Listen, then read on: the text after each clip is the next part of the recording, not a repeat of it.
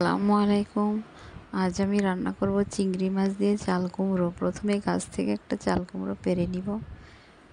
পেড়ে দেখি চাল কুমড়োটা না কচি না পেকে গেছে, মাঝামাঝি। তাই আমি একটু হালকা ভাপিয়ে নিব।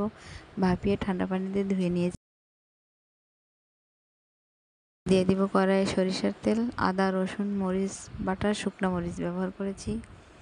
দিব হলুদ গুঁড়ো, লবণ। দিয়ে দিব ভাপিয়ে রাখা চাল কুমড়ো, পেঁয়াজ কুচি, অল্প একটু পানি। একসাথে নেড়েচেড়ে ঢেকে দিব। ঢাকনাটা উঠিয়ে আমি দিয়ে দিব ভেজে রাখা চিংড়ি মাছগুলো।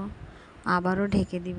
মিনিট পর আমি ঢাকনাটা উঠিয়ে দিয়ে দিব ভেজে রাখা চিংড়ি মাছের সাথে টমেটো কুচি। নেড়েচেড়ে আবারও ঢেকে দিব। দিয়ে দিলাম পরিমাণ মতো পানি। তারপরে দিয়ে দিব ধনেপাতা কুচি। ধনেপাতা ছড়িয়ে ঢেকে দিব আবার 2 মিনিটের জন্য। রান্নাটা আমার হয়ে গেছে। রান্নাটা কেমন হয়েছে আপনারা বলবেন।